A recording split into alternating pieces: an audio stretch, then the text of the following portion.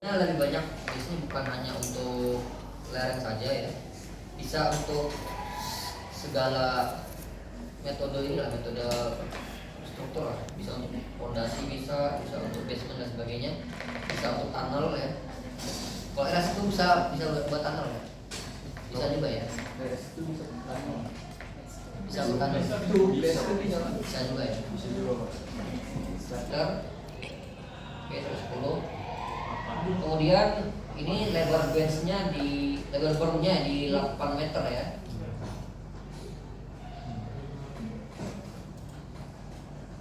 Kemudian ini kemiringannya oke, di sini 7 meter. Ini 8 meter, berarti ini berapa? 5 meter ya. 8 13 lagi ya.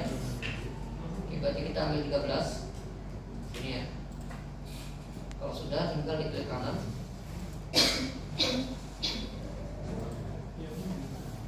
Oke, kemudian kita, ini masih dalam bentuk garis. Jadi kalau supaya bisa di-input tanah, itu kita harus create soilnya dulu. Kita masukkan konturnya dulu. Jadi create soil polygon. Kemudian sesuaikan.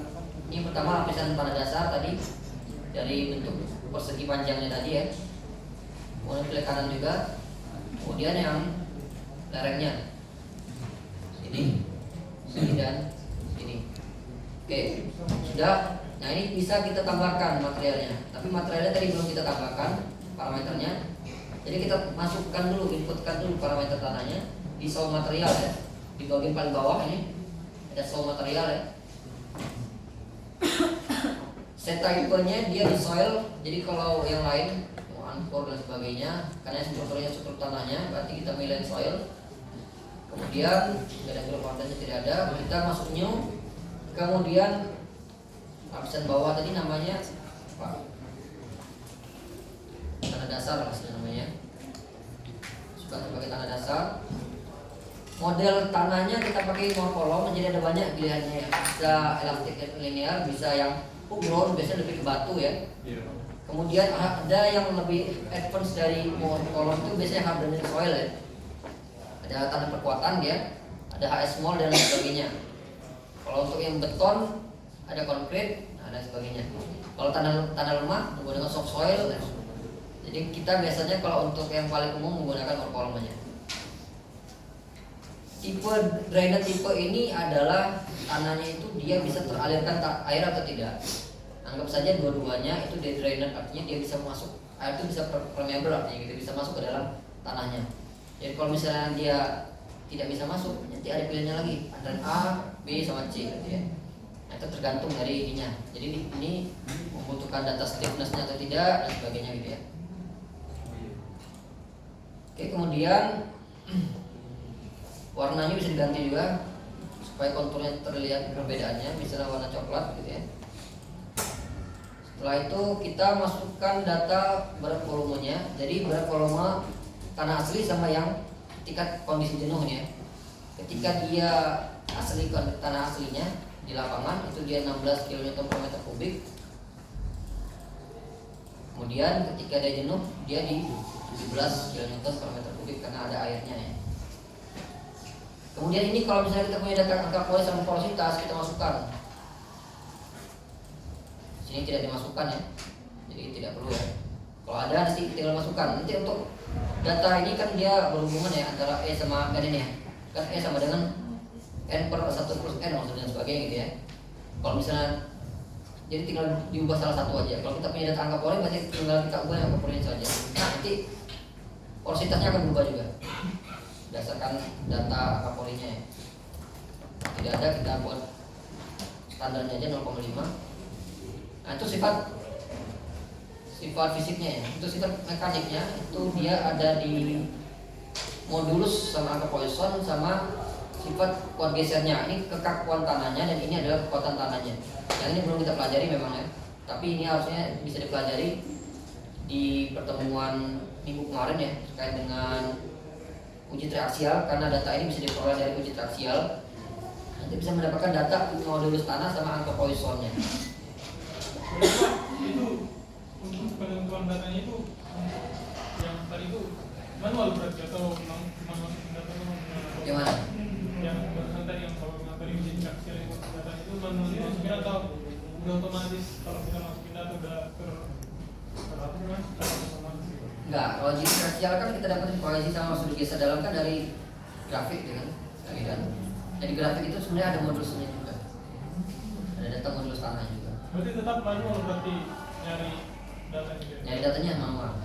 Nah, tapi kelebihan Plaxis itu kita bisa menghitung lagi di sini ya. Ada soil tapi kalau misalnya masih 0, soalnya ini 10.000 bisa diperhitungkan sendiri gitu ya. Ada uji tanahnya sini ada. Nah ini uji triaksial, ada uji parameter ya, dan lain sebagainya ya.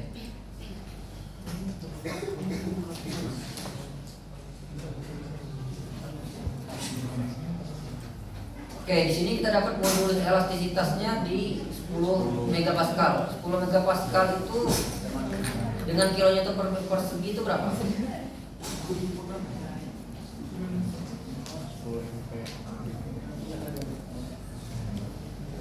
Kalian tahu? Gak tahu? Hukum Pascal itu apa? Apa? F per A, gaya dibagi dengan kuasa. Gaya itu berarti dia bukan berat aja ya. Ada gaya Newtonnya asal gitu ya, ada gravitasinya. Berarti sama hasilnya ya. Kalau misalnya dia Pascal itu sama aja dengan Newton per meter persegi ya. Kalau dia kilopascal berarti sama seperti ini. Nah, kalau megapascal berarti kan dikalikan berapa? 1000 ya. Jadi kalau 10 megapascal sama aja dengan 10.000 km per meter persegi ya. Masukkan saja di sudah.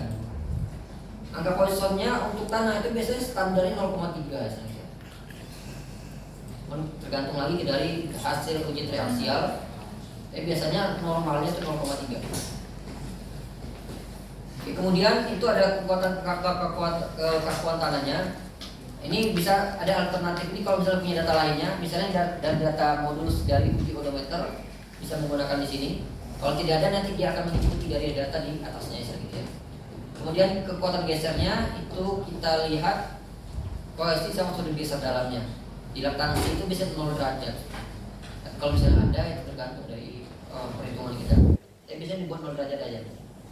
Sini koalisinya di 5 kilopascal berarti di 5 km per meter persegi. Langsung dapatnya di 5 ya. Sudut geser dalamnya 25. Kemudian kalau ada data kuat tarik tanahnya itu dimasukkan, kalau tidak ada dinolkan saja. Oke, sudah masuk. Kita masih belum dapat nilai datanya lagi yang belum ada ya. Kita masuk ke aliran airnya. Jadi aliran air itu dipengaruhi oleh butiran tanahnya sama permeabilitasnya. Jadi ini kalau misalnya kita punya analis ukuran butiran kemarin, kira-kira berapa yang kurang dari 2 makrometer ya kecilnya, masukkan sini persentasenya berapa. Ini kalau antara 2 makrometer sampai 50 makrometer. Kalau tidak ada langsung kita lewatkan saja. Kemudian permeabilitasnya di sini ya. Di sini permeabilitasnya 1 kali 10 pangkat minus 6 meter per detik. Sedangkan kalau di Plaxis itu dia meter per hari. Karena dia perhitungan intervalnya di hari ya, bukan detikan ya. Maka kita konversikan dulu ya. Dari detik ke hari itu berapa? 1 hari berapa detik? 3.600 kali 24 ya. Iya.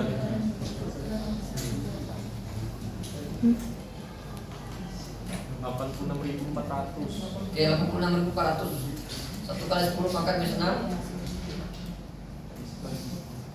dikalikan sama 86.400. Dapatnya di 0,0864 ya.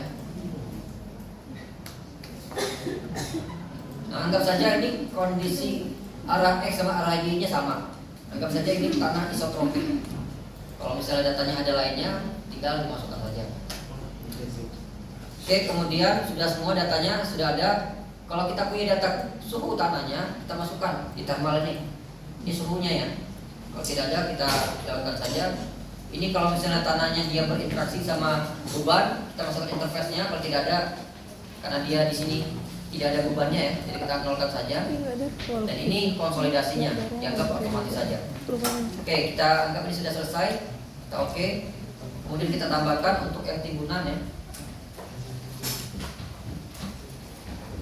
Per kolom drainase juga.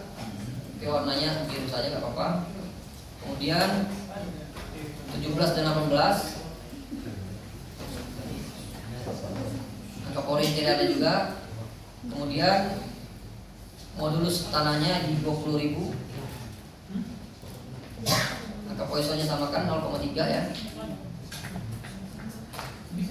Kemudian kohesinya di 10 dan 20 sudah geser dalamnya 10 dan 20. Dan koefisien permeabilitasnya hanya beda di 1 0, aja ya. Berarti jadinya berapa ini? Dikalikan 10 ya. 0,864 ya.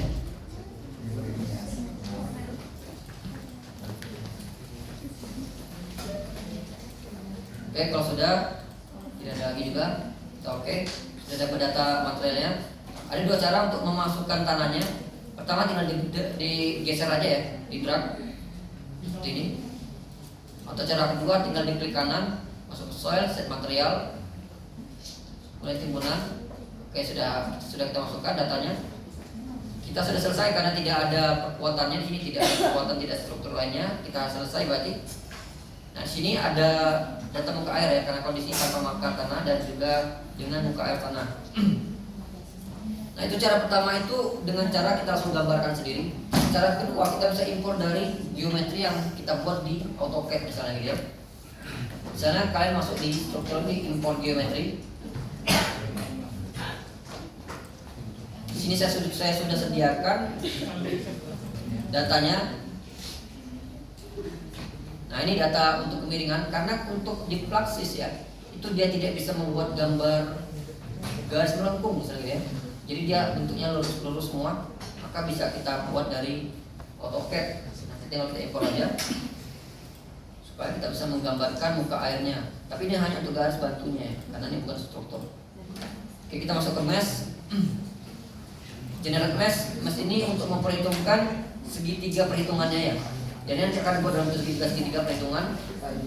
Semakin kita buat verify, semakin kecil segitiganya ya, semakin very cost berarti semakin besar. Jadi semakin banyak dan semakin detail data tanahnya atau data perhitungannya. Anggap saja medium. Nanti kalau kalian pilih yang fine atau verify, nanti akan lama juga perhitungannya karena semakin banyak datanya. Kita pilih yang normal aja supaya cepat untuk perhitungannya.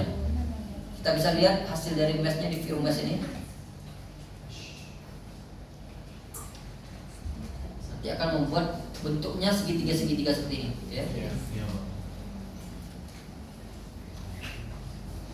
Kalau kalian pilih verify, nanti dia akan lebih kecil lagi dari ini. Kalau pilih very close tadi, nanti dia akan lebih besar lagi dari ini datanya. Kita close saja. Oke, data meshnya sudah dapat. Nah, di sini kita didapat 24 elemen segitiga tadi, dan ada 2705 titik. Kalau kalian tadi pilihnya titiknya di 6 tadi ya, 6 titik, nanti notesnya akan berkurang juga karena nanti titik perhitungannya akan semakin sedikit juga. Oke, kalau sudah flow conditionnya tadi dua kondisi tanpa muka air tanah, berarti kondisi anggap saja muka airnya di sini. Yang kedua kondisinya di sini muka airnya, berarti tinggal kita gambarkan dari garis bantu yang sudah kita dapatkan dari AutoCAD tadi ya. Masuk ke grid water level, tinggal gambarkan saja. Jadi jangan langsung lurus seperti ini ya, nanti tidak melengkung dia bentuknya. Jadi dibuat bentuk seperti ini ya, dan intervalnya. Ya. Posisi tanah itu gimana? Apa di situ? Karena itu kan bisa didapat dari dosimeter. Nggak, maksudnya buat kayak soalnya nanti gimana Pak? Ditentuin kah atau? Tergantung kalau misalnya di soal maksudnya soal yang berikan nanti. Kalau ini ininya muka airnya di mana gitu ya? Ini kan sudah saya tentukan ya. Kalau ini kan saya buat dari ya sekitar 8 meter lah ini ya, sampai ke ini dilengkungkan aja gitu. Kalau di nanti Pak, Kalau aslinya di lapangan itu kan dilihat dari posimeter. Nggak, maksudnya nanti buat nanti Pak. Nanti saya tidak tambahkan itu sebenarnya. Oh, gitu. Awalnya pengen saya tambahkan tapi karena uasnya itu dia pasir, jadi kalau diberikan ini pasti langsung hancur aja. Oh, baik. Oke, di sini kita sudah dapat data muka airnya. Kita kalau sudah tinggal masuk ke tahap konstruksinya. Pertama kita anggap saja data tidak tanahnya kosong seperti ini. Langsung saja kita tambahkan sendiri di adpes ini. Kita ambil ini tanah dasarnya dulu, kita aktifkan. Anggap saja ini tanah awalnya seperti ini. Kemudian nantinya kan akan kita bikin timbunan. Anggap saja bisa kalau ditambang itu disposal seperti ya. Oke, ini tanah dasar awalnya. Kita bisa klik kiri 2 kali untuk masuk. Bisa diubah sendiri namanya, bisa tahap 1 misalnya ya. Start from phase-nya dari inertial phase. Tipe perhitungannya kita menggunakan plastik. Jadi ada bentuknya konsolidasi, ada safety, ada dynamic. Dynamic ini kalau misalnya kita punya gempa. Konsolidasi ini ketika ada penurunan tanahnya. Kalau tidak ada, anggap saja dia plastik misalnya gitu ya.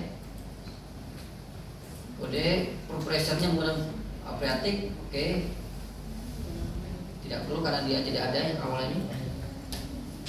Sudah tahap pertama, kemudian kita tambahkan tahap kedua.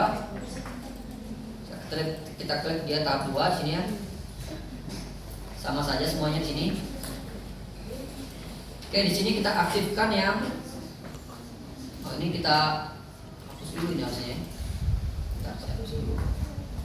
Karena sudah tidak dibutuhkan lagi ya.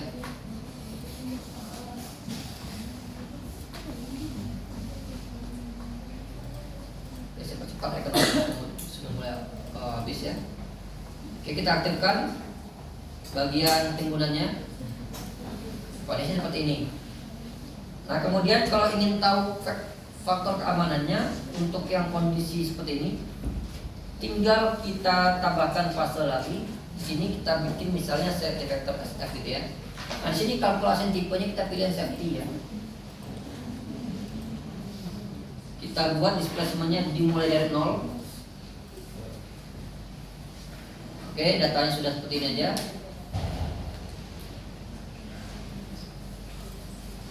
Sini dia akan memperhitungkan safety factor nantinya ya. Kemudian kondisi yang kedua dia dengan muka air tanah. Muka air tanah di sini tadi. Jadi kita bikin fase baru lagi. Misalnya ini tahap 3 gitu ya. Start from phase-nya jangan dari safety factor karena safety factor bukan dalam tahapan, bukan masuk dalam tahapan. Jadi kan tahap kedua ya. Dari tahap 3 sampai tahap kedua. Bentuknya plastik juga. Nah, di sini kita pilih. Di sini dia bukan yang bentuk pressure yang sebelumnya. Kita pilih yang muka air ya. Kalau misalnya dia bentuknya aliran air seperti bendungan, kita pilih yang ground water flow ini ya. Seperti yang kita pelajari di kemarin di permeability tanah ya. Kalau untuk yang bentuknya muka air saja, berarti kita pilih yang phreatic. Phreatic ini ke muka air artinya. Oke. Nah, di sini dia kita aktifkan. Awalnya dari sini ya.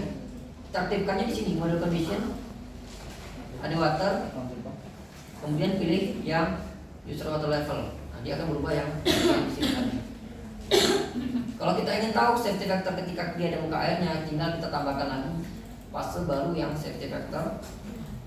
Tahapnya di tahap 3 dan ini di safety.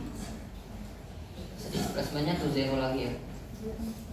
Oke, kalau sudah semuanya kita buat kurva yang ingin kita buat nantinya itu yang dimana. Anggap saja kita pengen tahu kondisi safety factor di puncak dan kaki lereng. Berarti kita klik aja tuh titiknya.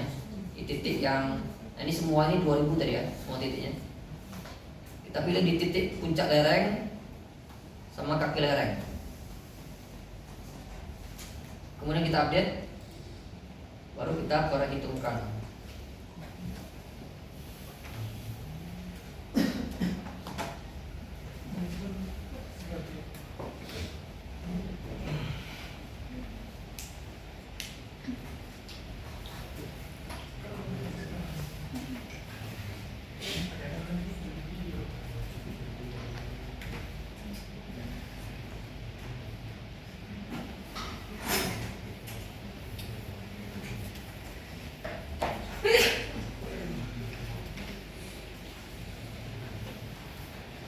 Oke, kalau semua sudah centang berarti sudah diperhitungkan semua. Untuk tahu perhitungannya bagaimana, kita buka di view calculation, nanti dia akan membuat jendela baru. Ini kan jendela Fluxys input ya, nanti dia akan membuat Fluxys output ya. Di sini kita bisa tahu deformasinya seperti ini nantinya akan terjadi dari sini jatuhnya.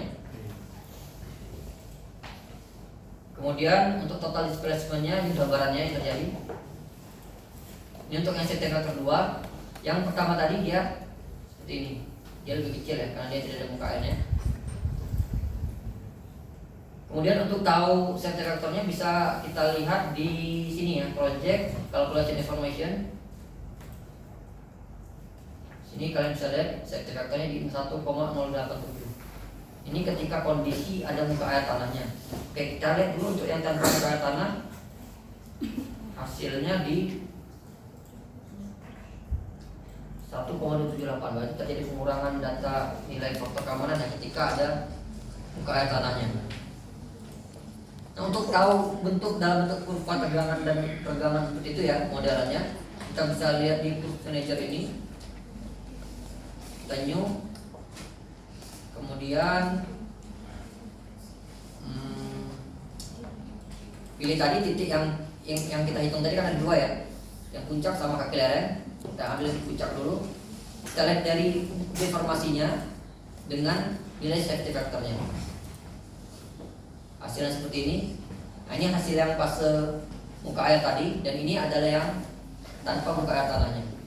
Supaya terlihat kurvanya lebih bagus, kita pilih yang setting, kemudian kita pilih dia grafik logaritma ya. Yang kita pilih tadi fasenya untuk fase safety factor sama safety factor aja. Oke, jadi ini adalah safety factor yang terjadi pada fase ketika ada muka air tanahnya, dan ini yang tanpa ada muka air tanahnya. Jadi ini ada penurunan ya, yang dari awalnya seperti ini. Ketika ada muka air tanahnya naik, misalnya gitu ya, maka safety factor-nya menjadi seperti ini. Untuk Fluxys dia tidak bisa memperhitungkan ketika safety factor kurang dari 1, pasti dia akan error. Karena dia ini untuk memperhitungkan analisis tegangan sama tegangan sebenarnya. Jadi ketika dia error, dia akan ketika dia safety factor kurang dari 1, nanti dia akan error sendiri. Contohnya ketika misalnya muka airnya saya naikkan misalnya gitu ya. Muka airnya misalnya saya buat lagi water level di sini misalnya. Ini kan sangat tinggi, artinya semua kondisi lerengnya itu tergenang ya sama air ya. Jadi kita lihat, jadi kita ubah misalnya di sini tadi safety factor-nya jadi level 2 ya.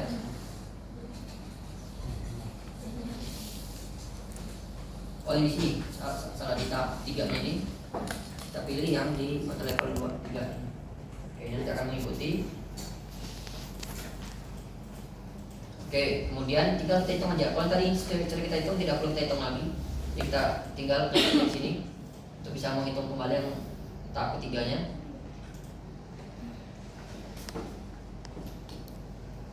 Nah, dia akan error. Soil body collapse, berarti karena kondisi tanahnya sudah runtuh sebelum perhitungannya selesai. Jadi dia sudah collapse duluan. Jadi kalau misalnya teman-teman ketemu error ketika memperhitungkan nanti, itu artinya safety factor sudah kurang dari 1.